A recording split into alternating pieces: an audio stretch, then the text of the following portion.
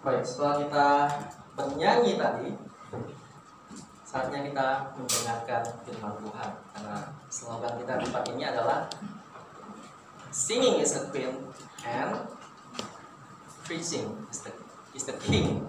Ya, jadi bernyanyi adalah ratunya dan mendengarkan firman Tuhan atau berkhotbah, mendengarkan khotbah adalah rajanya, begitu. Baik, pada sore hari ini saya akan berkhotbah tentang satu tema yang sangat penting, satu tema doktrinal ya, yaitu tentang baptisan yang alkitabiah. Itu judul khotbah saya. Dan coba kita buka satu ayat di Matius 28. Saya ngajak teman-teman semuanya untuk membuka ayat di Matius 28 ayat 19.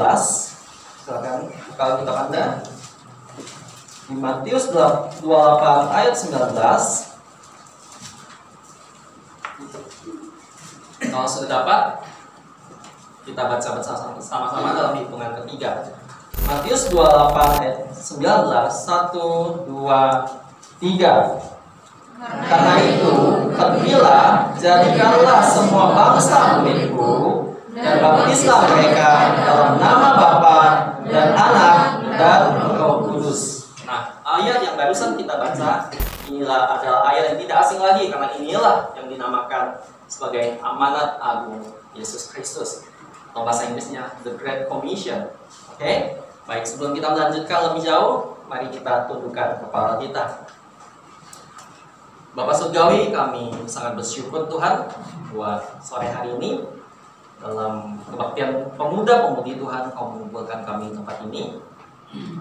Kau sudah memberkati hidup kami sepanjang minggu ini Tuhan. Dan kami bersyukur Tuhan, kami sudah bernyanyi, memuji muliakan nama-Mu. Dan saat ini kami ingin mendengarkan firman-Mu.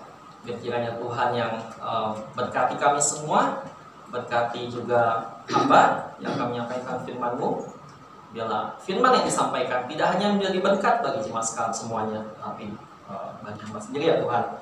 Dan Tuhan tentunya segala kemuliaan, segala pujian hanya ditujukan kepadamu semata, di Engkau Tuhan kami Yesus Kristus. Dan kami berdoa di dalam nama Tuhan Yesus. Amin. Baik, amin. Ada sukacita ya. Amin. Oke, baik. Nah, tema kita pada sore hari ini adalah baptisan alkitabiah. Gitu. Nah, sebelum kita bahas lebih lanjut, kita harus mengerti dulu bahwa ketika Yesus berada di bumi ini, Dia memberikan perintah atau yang kita sebut dengan ordinansi. Nah, ada dua ordinansi atau perintah Tuhan Yesus Kristus. Yang pertama adalah baptisan, yang kedua adalah perjamuan Tuhan. Nah, memang ordinansi atau perintah ini, kata ordinansi atau perintah ini memang sudah terlanjur disalahkaprahkan oleh misalnya gereja Roma Katolik yang mengubah kata ini menjadi istilah mereka sendiri, yaitu sakramen. Bahkan mereka menambahkan ordinansi ini tidak hanya dua, mereka menambahkan sampai bahkan 6 dan 7. Selain baptisan dan perjamuan Tuhan, mereka menambahkan dengan sakramen yang mereka sebut sakramen tobat, penguatan, pernikahan, dan bahkan pengurapan orang sakit gitu. Nah, jadi ini sudah menambahkan ya ordinansi yang sudah Tuhan perintahkan. Jadi kita harus tahu dulu bahwa hanya ada dua, baptisan dan perjamuan Tuhan, bukan perjamuan kudus. Tidak ada perjamuan yang dapat menguduskan seseorang begitu. Kita dikuduskan karena kita percaya dan diselamatkan. Oke, nah hari ini kita akan berfokus kepada ordinasi Tuhan Yesus yang pertama, yaitu baptisan. Oke, baik. Nah, kita tahu bahwa di luar sana kita banyak menemukan kasus ya, bagaimana cara mereka membaptis yang aneh-aneh begitu. Nah, ada gereja yang berpendapat bahwa ya baptisan itu alkitabiah, yang penting dilakukan di dalam nama Bapa, Anak, dan Roh Kudus begitu. Jadi caranya tidak masalah, yang penting dilakukan di dalam nama Bapa, Anak, dan Roh Kudus begitu.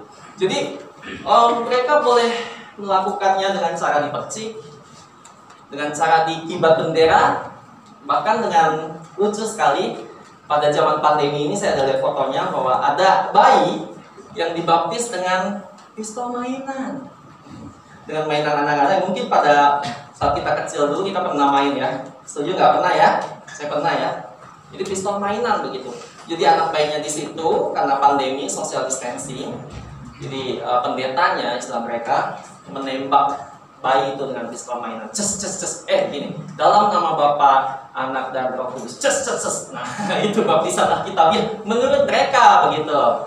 Nah, tentu hal ini salah. Nah, bahkan ada yang berpendapat bahwa baptisan itu harus dilakukan di air yang mengalir, katanya begitu.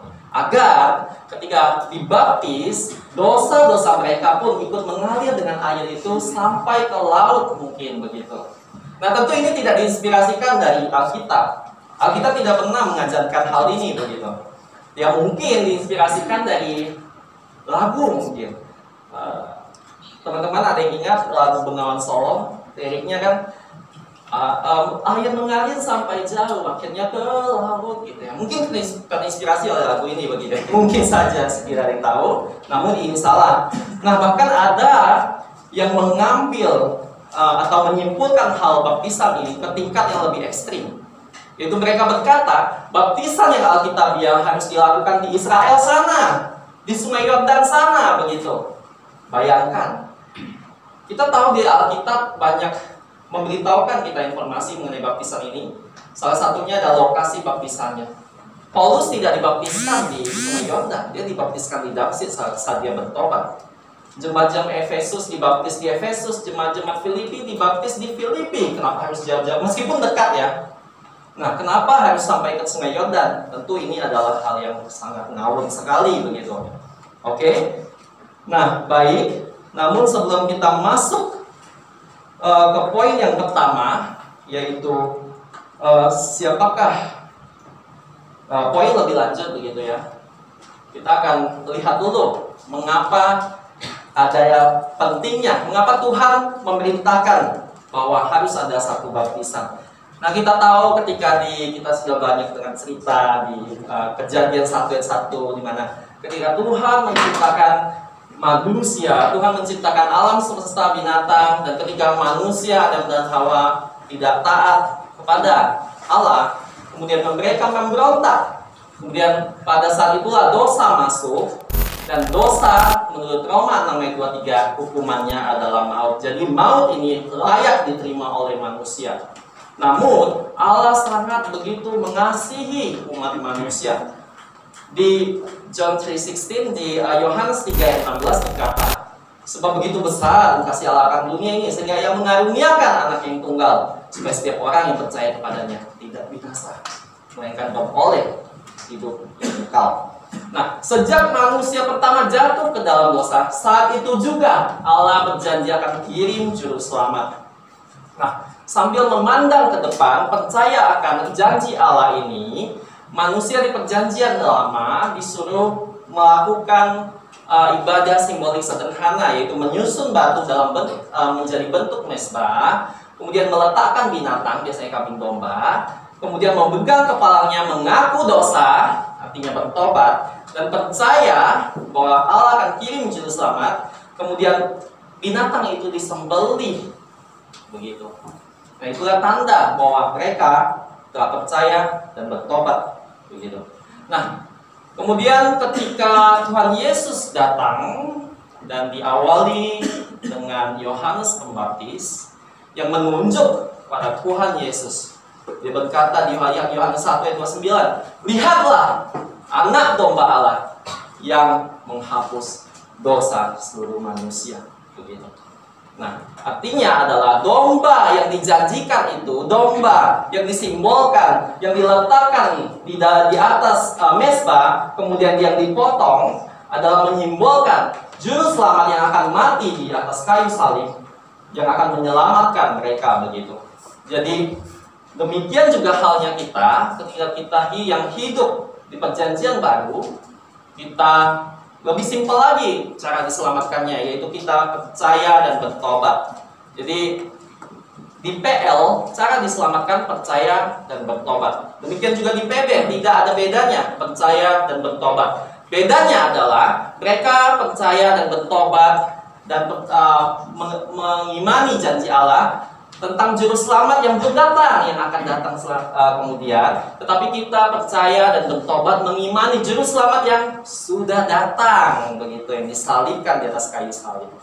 Nah, jadi percaya dan bertobat ini adalah dua sisi dari mata koin yang tidak dapat dipisahkan, begitu. Nah, dengan tanda dari kita percaya, tanda akan iman kita yang benar. Nah, kita disuruh diberikan ordinasi untuk dibaptis. Nah, ini juga menyimpulkan juru selamat yang sudah datang, yaitu ketika kita dibaptis, kita ditenggelamkan ke dalam air, itu menyimbolkan bahwa kita sudah bersekutu sama dengan Kristus Yesus yang telah mati. Dan ketika kita diangkat dari dalam air, itu menandakan, menyimbolkan bahwa seperti Yesus Kristus akan bangkit, kita juga nanti akan dibangkitkan. Nah, jadi tidak ada satu ekor pun domba yang dapat menyelamatkan orang. Demikian juga tidak ada baptisan yang dapat menyelamatkan jiwa seseorang, begitu. Nah, pentingnya baptisan, mengapa Tuhan perintahkan, yaitu sebagai tanda bahwa kita mengimani, tanda bahwa kita percaya, tanda bahwa kita sudah diselamatkan. Oke? Saya mau itu clear dulu, dan kita akan melihat ayat yang mendukung hal ini. Ada di Matius 3 ayat 11. Coba saya ajak teman-teman semuanya untuk membuka di Matius 3 ayat 11.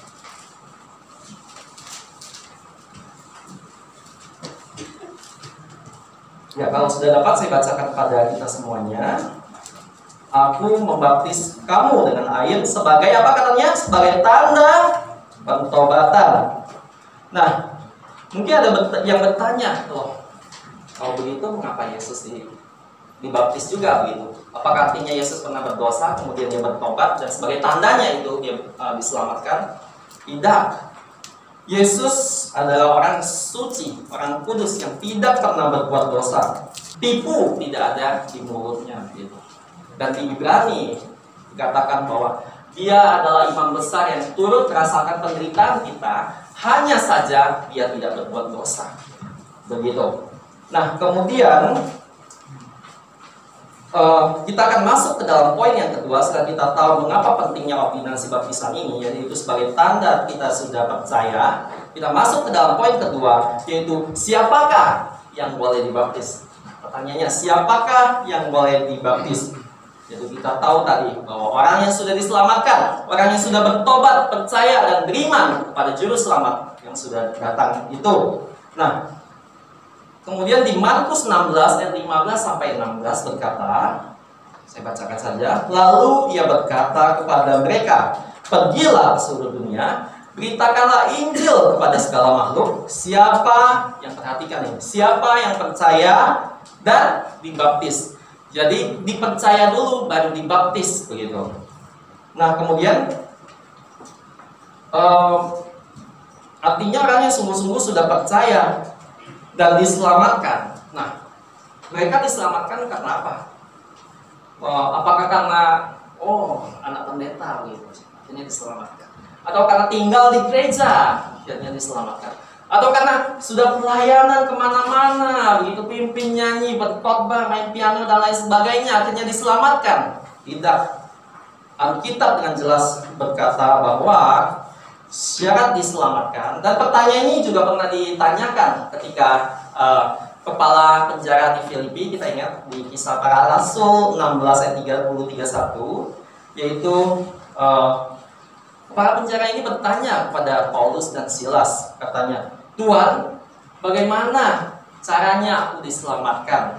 Nah, perhatikan apa jawaban dari Paulus, yaitu percayalah kepada Yesus Kristus, maka kamu akan diselamatkan. Tidak dikatakan percayalah dan dibaptislah maka kamu akan diselamatkan. Karena diselamatkan syaratnya hanya satu, yaitu percaya dan bertobat. Oke, jelas ya? Nah, kemudian kita dapat tahu juga di Roma 10 ayat 9 sampai 10, saya bacakan saja. Sebab jika kamu mengaku dengan mulutmu bahwa Yesus adalah Tuhan, dan kamu percaya bahwa Allah dalam hatimu, bahwa Allah telah membangkitkan dia dari antara orang mati, maka kamu akan diselamatkan. Kemudian ayat 10-nya, karena dengan hati orang percaya dan dengan mulut orang mengaku dan diselamatkan begitu. Nah, karena ayat inilah kita sangat menentang yang namanya baptisan bayi atau pedobaptis. Bagaimana bayi ketika dia masih bayi begitu ya, dibaptis dengan cara dipercik, kemudian dikatakan dia dapat selamat. Bagaimana dia dapat mengaku, bagaimana dia dapat dengan mulutnya, bagaimana dia dapat mengaku dalam hatinya, mengamini Yesus Kristus dalam hati untuk dia. Bahkan dia tidak mengerti pada saat itu. Tentu kita menentang yang namanya baptisan bayi ini. Karena bayi memang tidak ada kepentingan untuk dibaptis. Namun bayi kita tahu boleh diserahkan kepada jemaat, ke gereja begitu ya, supaya kita doakan sama-sama supaya anak ini bertumbuh menjadi anak yang mengasihi Tuhan, yang melayani Tuhan, dan menjadi anak yang baik dan lain sebagainya begitu. Dan ketika ia sudah akhir balik, ia sudah mengerti, ia dapat percaya dan diselamatkan. Itu doa kita, bukan dengan cara dibaptis begitu. Oke, baik. Nah, baptisan bayi ini sangat penting. Mengapa? Karena kita melihat banyak sekali pahlawan-pahlawan iman yang sudah mati untuk mempertahankan iman mereka, yang berkata bahwa baptisan bayi ini salah. Kita melihat bagaimana Felix Manz ya. Felix Manz seorang muda yang sangat pintar pada saat itu. Nah, Felix Manz ini adalah awalnya memang dia adalah murid dari Zwingli. Zwingli adalah tokoh reformator yang adalah juga sahabat John Calvin. Nah, kita tadi akan bahas sampai di situ. Dan dia menentang. Awalnya memang murid, tapi karena Zwingli dipercayakan baptisan bayi, artinya dia menentang gurunya sendiri. Dan konsekuensinya adalah dia ditangkap, kemudian ia dijatuhi hukuman mati dengan ditenggelamkan di sungai Limnah. Nah, kisah yang begitu luar biasa sekali, yang begitu menginspirasi, menguatkan kita adalah bagaimana ketika Felix Manz ini sedang dibawa ke tempat peristirahatan terakhirnya, yaitu di Sungai Limnah. Ketika terjadi perjalanan, ketika itu lewat di depan rumahnya dan di atas soto rumahnya ada ibunya. Nah, kita tahu bagaimana respon dari seorang ibu yang kalau kita pikir akan sebentar lagi kehilangan anaknya begitu. Tapi ibu ini berkata, dan dia bahkan berteriak kepada Felix Manz tanpa rasa sesal sedikit. Dia berteriak, Felix Manz! Felix Manz! Buatkan hatimu, kita bertemu di surga. Wow! Nah, karena itulah kita tahu bagaimana Felix Manz ini punya iman yang begitu kuat. Karena ia mempunyai ibu yang juga mempunyai iman yang begitu luar biasa. Adalah contoh dari pahlawan iman yang luar biasa. Nah, bagaimana dengan John Bunyan, penulis dari The Pilgrim's Progress, perjalanan musafir, buku yang sangat begitu terkenal. Bagaimana ia harus dipenjara selama 12 tahun, meninggalkan istrinya dan keempat anaknya, bahkan salah satu dari anaknya itu buta begitu, memerlukan sosok dari seorang ayah begitu.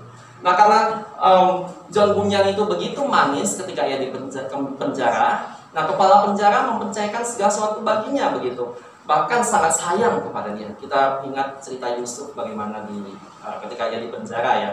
Nah, ketika itu ya, kepala penjara ini berkata kepada Felix Manz, Felix Manz, asal saja kamu tanda tangan dokumen ini yang menyatakan bahwa kamu tidak akan berkhotbah lagi menentang baptisan bayi, kamu tanda tangan saja, maka saat ini juga kamu boleh pulang ke rumahmu, berkumpul kembali dengan istrimu, dengan keempat anakmu.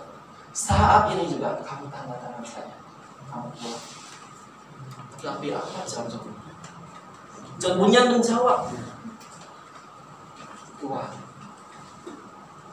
jikalau suatu saat nanti saya kehilangan ingatan saya tidak bisa kontrol, dan saya mengambil sebuah pen dan ingin tanda tangan di dokumen ini, Tuhan, saya berikan otoritas kepada Tuhan untuk mengambil pedang dan potong tangan saya, penggal tangan saya.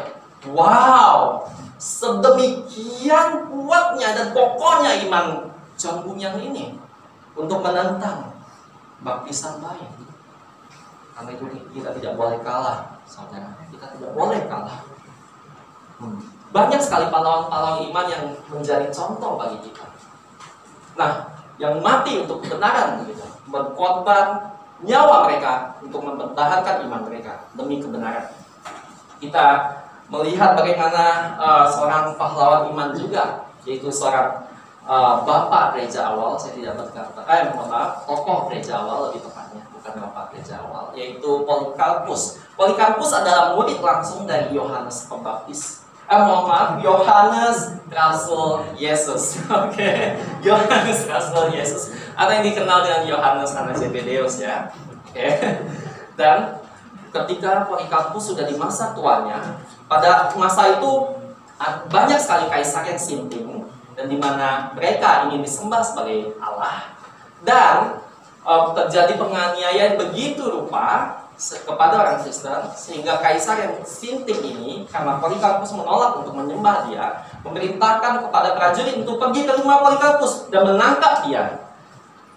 Apa yang terjadi ketika prajurit ini sampai di rumah Polikarpus? Polikarpus tahu, tetapi dia tidak kabur. Bahkan yang memperlakukan prajurit ini dengan begitu baik, disuguhi makanan, dan karena sudah melakukan perjalanan begitu jauh, disuguhi makanan dan lain sebagainya. Bahkan dia minta waktu di ceritanya untuk berdoa. Dan kemudian dia dibawa ke hadapan kaisar, dan di dalam perjalanan itu, karena prajurit-prajuritnya merasa, wah, orang tua ini kok baik sekali. Sayang, kenapa dia bodoh sekali? Kenapa dia harus mati untuk mempertahankan kebenaran? Kenapa tidak sembah saja? Nah, kemudian prajurit ini pun berkata kepada Polikarpus, Bapak tua, saya kasihan kepada kamu.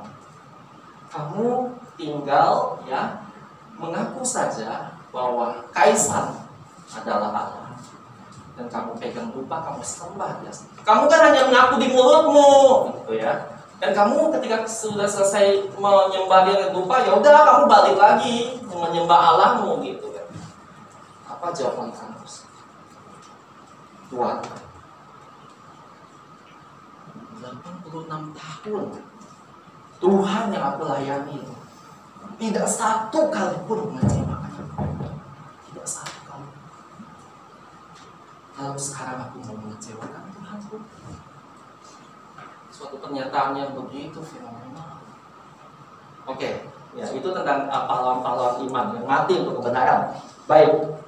Jadi ketika kita sudah mengetahui pentingnya ordinansi baptisan, yaitu sebagai tanda pertobatan, kemudian kita sudah mengetahui siapa yang seharusnya dibaptis, yaitu orang yang sudah diselamatkan, yang percaya, yang sudah bertobat dan dibenarkan, ya.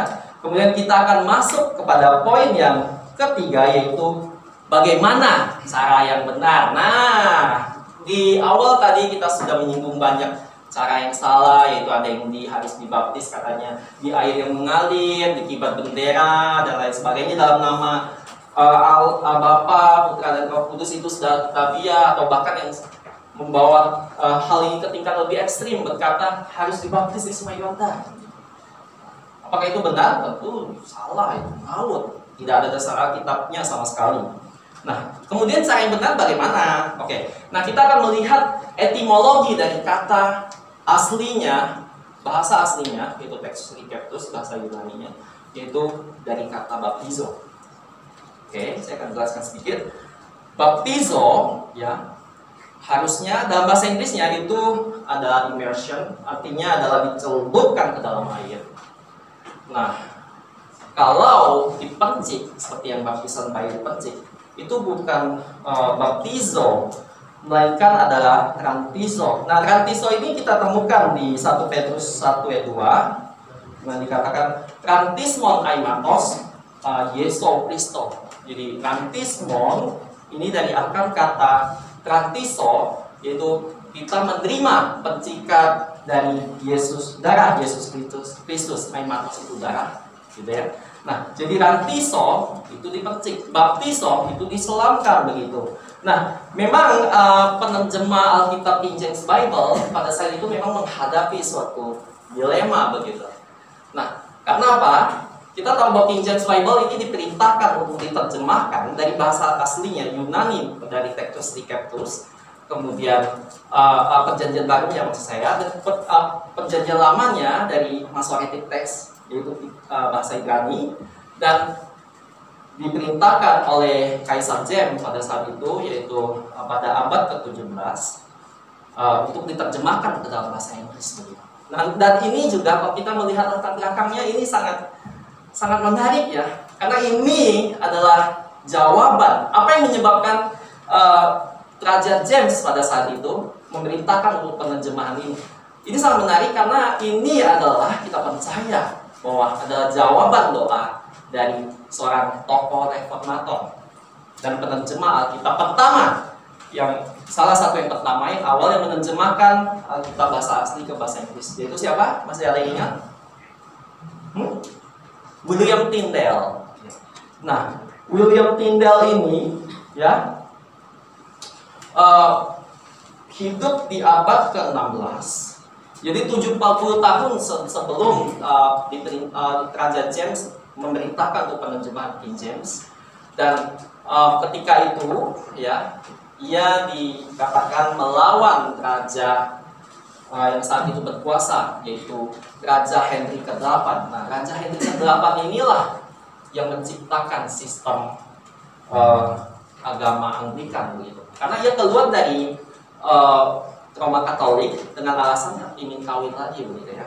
Oke, jadi singkat cerita bahwa William Tyndale ini kemudian dihukum dan dijatuhi hukuman mati dan dengan cara dibakar. Oke. Bukan hanya dibakar, namun dicekik dulu begitu. Dicekik sampai mati, kemudian mayatnya dibakar. Nah, sebelum dia mati, dia berteriak di hadapan semua dan didengar oleh semua. Tuhan, bukakanlah mata Raja Inggris. Nah, 70 tahun kemudian, King James yang naik tahta memerintahkan untuk penerjemahan kitab Perjanjian Baru, Perjanjian Lama dan bahasa aslinya. Nah, itu backgroundnya sedikit. Dan kita kembali lagi bahwa tadi saya katakan ada dilema. Memang betul. Karena apa? Karena agama yang bergabung dengan gereja pada saat itu yang berkuasa adalah Anglikan, begitu. Nah, di Inggris Raya pada saat itu, seluruh Inggris Raya tidak ada satupun orang yang dibaptis dengan cara diselamkan. Mereka dipercik, begitu. Nah, jadi para ke-47 penerjemah Alkitab yang diminta untuk menerjemahkan King James ini terasa dilema gitu. Apabila mereka menerjemahkan kata baptizo ini dengan immersion yang atau diselamkan, maka mereka beresiko kehilangan kepala mereka. Tapi apabila mereka menerjemahkannya dengan rantiso atau dipercik, sprinkling ya, mereka melawan hati nurani mereka sendiri. Akhirnya mereka memutuskan bahwa ya udah, kata baptizo ini tidak perlulah ditranslate, tapi ditransliterasikan begitu. Nah, beta mereka ganti dengan B, alpha mereka ganti A, pi mereka ganti P ya, kemudian tau mereka ganti dengan T, iota mereka ganti I, kemudian zeta mereka ganti dengan Z, kemudian omega kan bentuknya W ya, jadi mereka balik saja menjadi M, jadi baptism begitu. Jadi tidak ditranslate tapi ditransliterasikan. Oke. Nah, setelah kita tahu hal itu, ada banyak contoh-contoh ayat Alkitab, kejadian di Alkitab yang menunjukkan bahwa baptisan yang benar adalah baptisan yang diselamkan. Nah, kita tahu ketika Yohanes membaptis di Yohanes 3 ayat 23, apabila Anda cek Alkitab Anda, dikatakan Yohanes membaptis di dekat Ainon. Kemudian diberitahukan alasannya, membaptis di dekat Ainon karena ada banyak air di situ. Kalau cuma dirantis, kenapa harus dekat Ainon yang banyak air di situ, dijelaskan begitu. Nah, kemudian ketika peristiwa baptisan Yesus Kristus begitu di Sungai Yordan di Matius 3 ayat 6, dikatakan ketika Yesus masuk ke dalam air, setelah ia berdiri dan keluar dari dalam air, ada burung merpati. Roh Kudus dalam burung merpati yang turun ke atasnya dan terdengar suara, inilah anakku yang kukasihi, kepadanya lah aku berkenan. Artinya Tuhan Yesus memang masuk ke dalam air baru bisa keluar, begitu loh. Ya kan? Artinya memang diselamkan. Nah, bagaimana dengan kisah dari Filipus dengan sida-sida dari Ethiopia? Sebuah kisah yang luar biasa. Nah, mengapa sida-sida itu dibaptiskan ketika dikatakan mereka sampai kepada tempat yang banyak air? Sida-sida itu berkata, Tuhan, di situ ada air. Apa halangannya jika aku dibaptis? Kemudian Filipus menjawab, jika Tuhan percaya, mau, boleh. Apakah sida-sida ini tidak membawa botol minum? Karena perjalanannya saja dari Yerusalem ke Ethiopia saja sudah mungkin bertahun, hampir setahun begitu. Bolak-balik sudah berapa? Apakah dia tidak membawa bekal air minum begitu? Mungkin botol minumnya kayak punya Yosef atau gimana? Oke. Apakah tidak? Kalau dia bawa, ya udah segitu sebotol aja udah bisa buat puluhan orang kali. Kalau cuma dipercik-percik, kenapa mereka harus menunggu dikatakan Alkitab sampai kepada tempat yang banyak airnya? Karena memang harus diselamkan, begitu loh. Itu contoh dari baptisan yang benar. Itu yang Alkitabiah. Jadi kita tahu caranya sekarang yang benar adalah baptizo, diselamkan. Dan kalau Anda tidak percaya, Anda bisa langsung ke kedutaan Yunani sana. Tanya, arti baptizo itu apa? Mereka akan berkata bahwa diselamkan. Oke? Nah, mungkin ada yang bertanya, mengapa kok kalau diselamkan kok masih banyak baptis yang membaptis bayi dengan percik dan lain sebagainya begitu?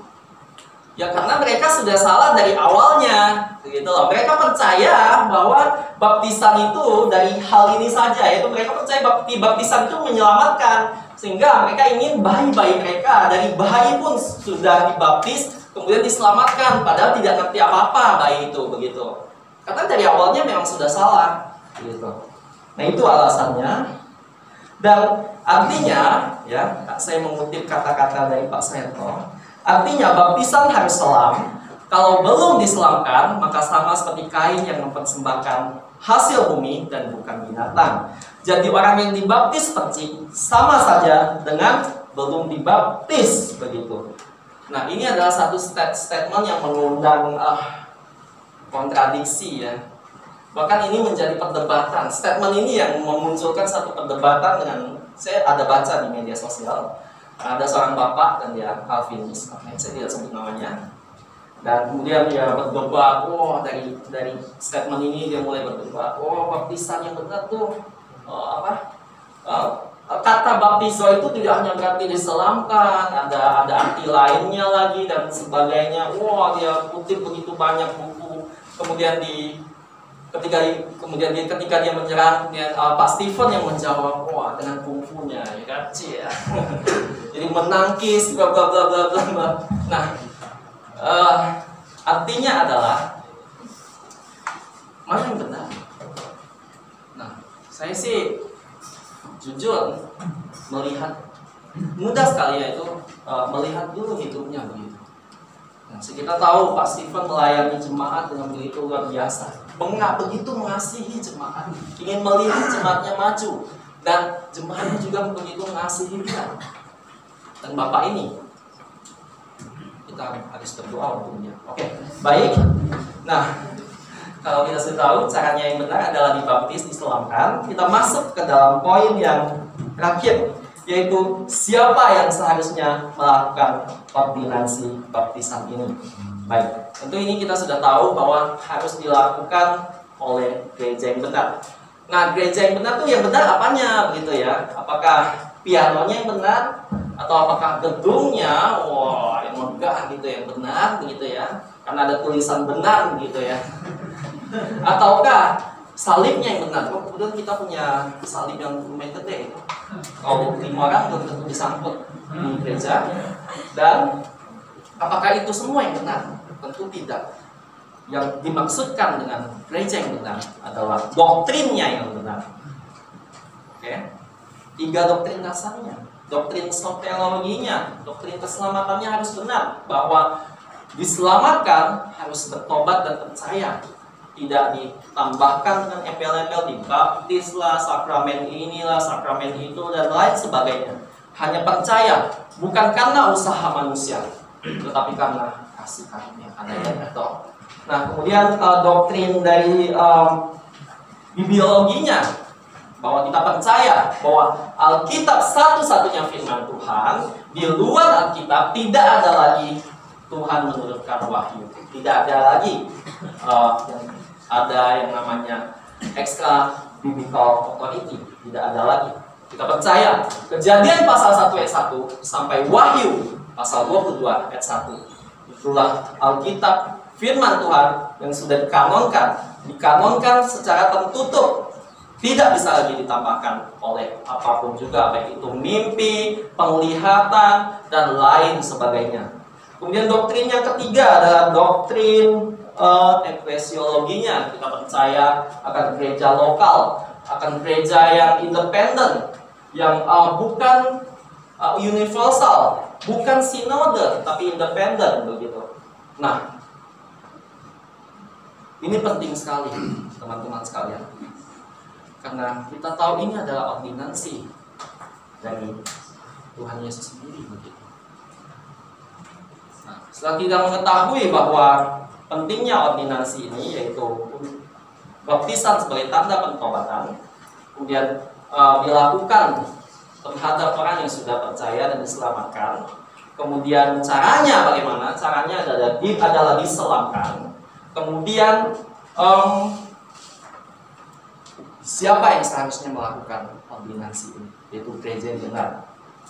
Gereja yang benar artinya adalah doktrinnya yang benar.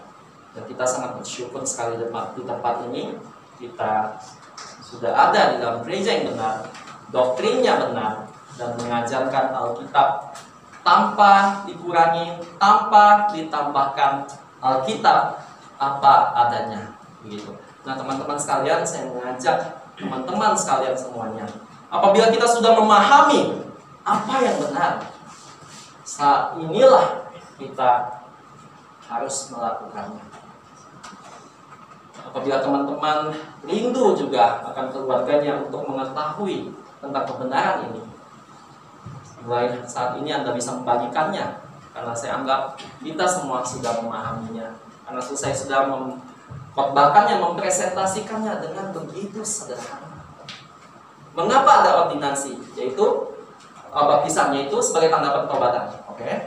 Dan dilakukan pada siapa? Orang yang sudah percaya, sudah diselamatkan. Dan yang ketiga, caranya bagaimana diselamatkan? Yang keempat, dilakukan oleh siapa? Yaitu gereja yang benar. Gereja yang benar, doktrinnya sudah benar. Mari kita tundukkan kepala kita. Bapak surgawi, kami sangat bersyukur Tuhan, Engkau Bapa kami yang sangat baik. Engkau yang mengaruniakan pengertian kepada kami. Engkau yang membawa kami ke tempat ini, itu gereja yang benar. Kami bersyukur Tuhan untuk ketiga gembala kami. Kami bersyukur untuk Gembala Suhento, Gembala Stephen, Gembala Andrew.